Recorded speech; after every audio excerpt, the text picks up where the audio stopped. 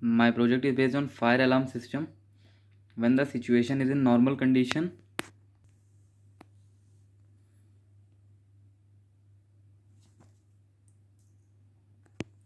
now when the situation is in the normal condition, then blue LED will be glowing, and when the sensor detects flame, then the buzzer blows and green and red LED will glow.